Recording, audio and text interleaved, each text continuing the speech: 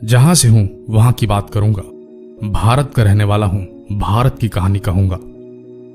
मेरा देश बदल रहा है, और अच्छे के लिए या बुरे के लिए ये समझ नहीं आता, पर देश बदल रहा है।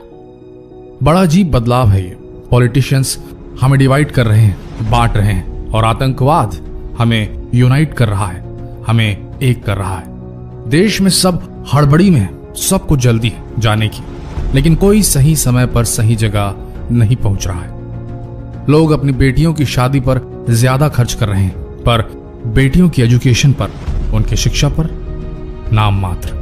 जो जूते चप्पल हम पहनते हैं वो एयर कंडीशन शोरूम्स में बिक रहे हैं, और वो साग सब्जियां जो हमारे बच्चे और हम खाते हैं वो सड़क किनारे भरी धूप, धूल, गर्द के साए में बिक रहे हैं। जिन पुलिस वालों को देखकर मन में सुरक्षा का भाव आना चाहिए, उन्हें देखकर लोगों में डर का भाव आता है।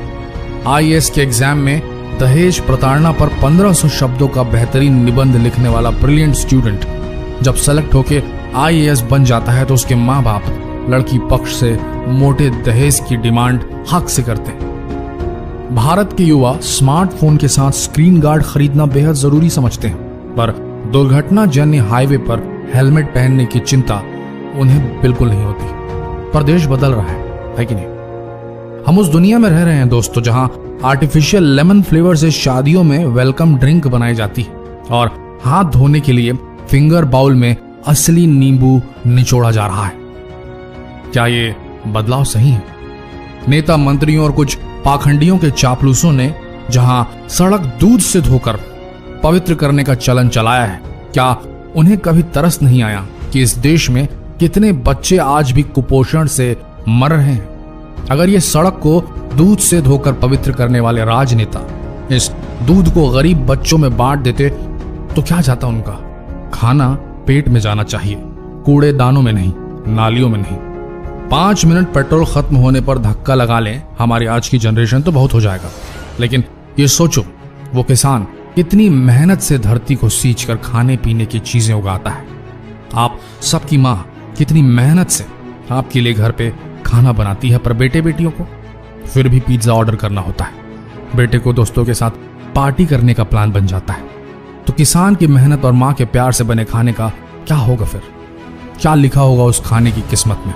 कूड़ादान या गटर? खाना पेट में जाता तो किसी की भूख मिट सकती थी। और हाँ, देश बदल रहा है। अब जैसे भी बदले क्या फर्क पड़ता है किसी को? अपना काम बनता तो भाड़ में जाए जनता। रुको, अभी खत्म नहीं हुआ है। अंग्रेजों ने 200 साल हमारी ऐसी तैसी की, रिसेंट में, आजादी के जस्ट पहले। और जब हम सब काबिल हो गए हैं, जी हाँ, हम काबिल हो चुके हैं, इस बात को मानना पड़ेगा आपको। भारत अगर भुखमरी से त्रस्त है तो अपने लापरवाह देशवासियों की वजह से। ये इसलिए कह रहे हैं कि देखिए, इंटरनेट आप सबके पास है, मिल जाएंगे आपको स्टैट्स। आज भारत में एक दिन में इतना खाना फेंका जाता है जितना यूनाइटेड किंगडम, ब्रिटेन, अंग्रेजी सरजमी के लोग एक दिन में खाते हैं। सुन रहे हैं आप?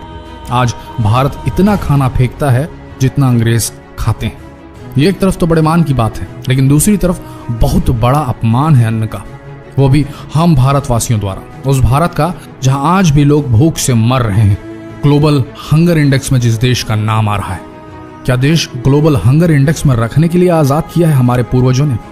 एक रिपोर्ट में यह खुलासा हुआ है कि भारत में बढ़ती संपन्नता के साथ ही लोग खाने के प्रति असंवेदनशील हो रहे हैं। खर्च करने की क्षमता के साथ ही खाना फेंकने की प्रवृत्ति बढ़ रही है। हाँ, तो अगर ऐसा ही है, आपको लग रहा है कि आपके पास बहुत पैसा आ गया है और आपको थोड़ा बहुत खाना फेंकने से कोई नुकसान नहीं होगा, तो सुन लीजिए, ये जिसे आप थोड़ा मोड़ा खाना फेंकना कह रहे हैं ना, ये कितना ज्यादा खा रहा है आपके देश को, देश की अर्थव्यवस्था को, देश की महंगाई दर को, और खुद आपकी इंसानियत की जड़ को। देश में आज भी साफ पानी न मिलने से लोग बीमारी ग्रस्त हो रहे हैं, बच्चों की जान जा रही है, और हमारे देश का 25% फ्रेश वाटर, पीने का स्वच्छ पानी, उस खाने को बनाने में व्यर्थ बर्बाद किया जा रहा है जो फेंक दिया जाता है। जितना पानी इस खाने को बनाने में वेस्ट हो रहा है ना, वो ऑलमोस्ट एक एवरेज नदी के बराबर है। 40% of the food produced in India is wasted. इस वेस्टेड खाने को अगर सही डिस्ट्रीब्यूट किया जाए तो पूरा देश भर पेट भोजन कर लेगा। ये एक सच्चाई है। देश भुखमरी का शिकार नहीं, सही व्यवस्था के एब्सेंस का शिकार है। 21 मिलियन टन गेहूं वेस्ट होता है देश में, लेकिन किसी गरीब को नसीब नहीं होता। एक सर्वे के अनुसार देश की जितनी आबादी है उसे 2 गुना खाना डेली बनता है देश में, लेकिन फिर भी लोग देश में भूख से मर रहे हैं। बच्चे कुपोषण के शिकार हैं।